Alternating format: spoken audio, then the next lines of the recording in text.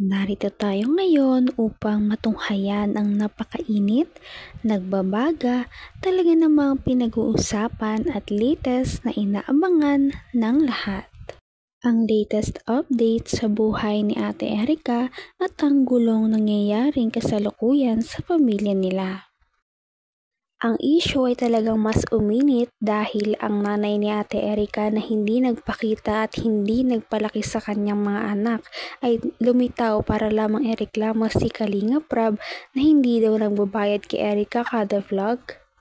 Itong si Aling Gina, naway malampasan niya ang matinding pagsubok na ito sa kanyang buhay. Para sa karagdagang detalye at paglilinaw ng iba pang aligasyon, ay pakinggan at panoorin sa live program ni Kuya Val Santos Matubang. Magandang gabi mga kalingap. Ayan po ha mga kaibigan, ito po hindi po ito pangkaraniwang problema. Sapagkat, saan ka makakita mga kaibigan? Saan ka makakita na isang vlogger, binablog yung anak mo, ni singkong duling, walang binibigay? Hindi pwede yan ganon. Ha? Hindi pwede po. Dapat mayroong bubo pakonsuelo. Pakonsuelo di bubo pala. Ha? Kahit mo lamang 100, 200, bakit po walang binibigay? Anong isi? Alam niyo po mga kalingap, talagang nung nalaman ko itong problemang ito kay Nanay Gina, hindi ako nakatulog kanina. Sa galit. Sa galit po.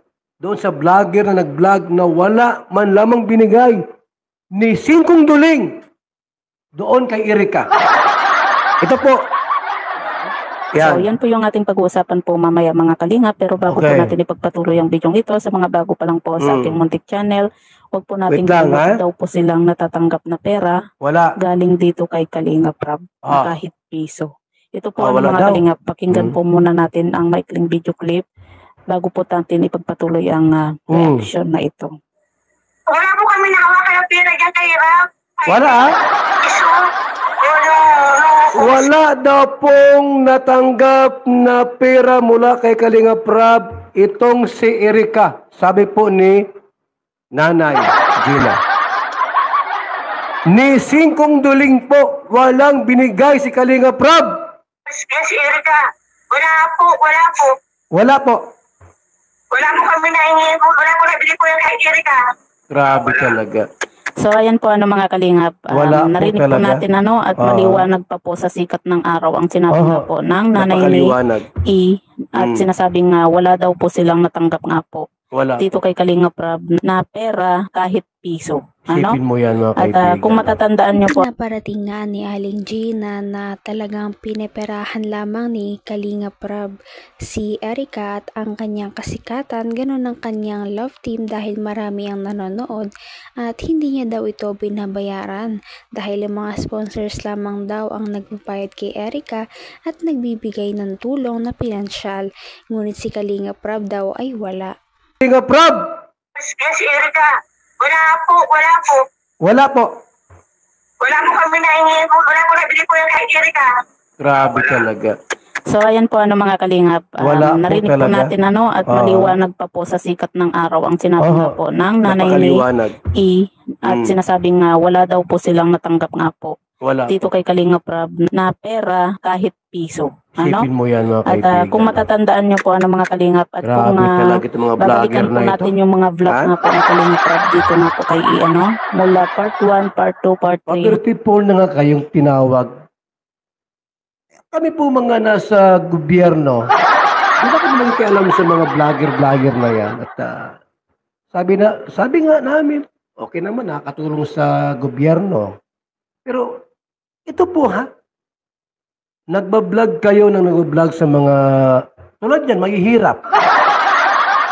Ini-expose nyo yung kahirapan ng tao. Tapos, wala kayong tinutulong. Anong tawag dyan? Poverty porn yan.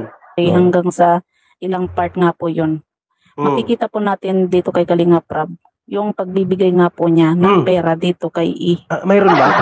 Meron? Kaya bakit sinasabi po nila na wala pong naibigay na tulong itong si Kalinga Prab dito kay I, na samantalang sa part 1 pa lang po ay nakapagbigay na po itong si Kalinga Prab ng 5,000 bigay? pesos. At sa part 2 naman po ay nagbigay din po itong si Kalinga Prab ng 4,000 pesos. Ganon din po sa part 3 at part 4 nga po. Pero yun nga po mga kalingap, sa part 3 at saka sa part 4 ay hindi po natin alam kung magkano po yung naiabot nga po nitong si Kalinga Prab dito kay I. Kasi nga po hindi po nabanggit ni Kalinga Prab kung Regina! Bukas, pupunta ako dyan sa bahay ninyo. Para matulungan kita sa problema mo. Ilista ko lahat yung mga vlogger na nagbablog sa inyo dyan. Itutulpo natin. Ha? Akong bahala sa gastos. Lahat ng reklamo mo, sabihin mo sa akin bukas. At lahat ng mga vlogger dyan, narinig ko ata may narinig kang Bombay ay Kuya Ruben. Kasama yan sa kaso. Talagang aaksyonan daw ito ni Kalingap Val Santos Matubang at hindi niya ito papalagpasin dahil nga lumapit sa kanya si Aling Gina na talaga namang nanay ni Ate Erica na hindi talaga nagpakita simula noong ito ay bata. Ngunit ito pa rin ay kanyang pauunlakan at talagang pupuntahan para alamin ang nangyari. Ben, kasama yan sa kaso. Sino pa? Dr. Lab, kasama. Ha? Bukas, sabihin mo sa akin lahat, huwag ka mag-alinlangan. Bahala ako dyan. Kakasuhan natin sila. Ha? Astilan, wala silang tinulong sa anak mo.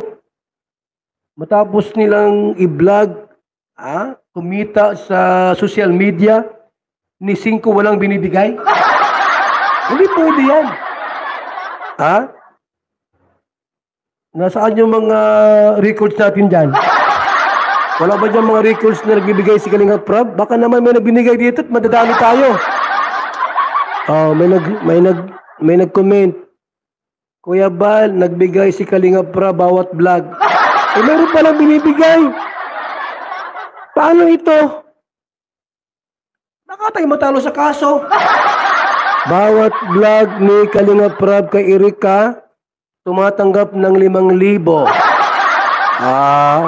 Minsan 4,000. Ay bayad na! Wala na! Talo tayo dito, pagayaan. At saka Kuya Bal, may mga grocery pa. Patay kang bata, kang ini at... Ate Gina! Paano manalo tayo nito? May nag-comment dito. May nagbigay rin po ng 10,000 mula sa sponsor. Na itong... Ba't mo sinabing walang binibigay? Mayroon pa nag-message dito. Kuya Bal, nakita ko doon sa pang 23 vlog, 10,000 ang binigay. Paano ba ini? Ha? Mayroon pa nag-message dito. Mula kay... Pedro Muit, kay Tulpo. May binigay daw po kay Erica.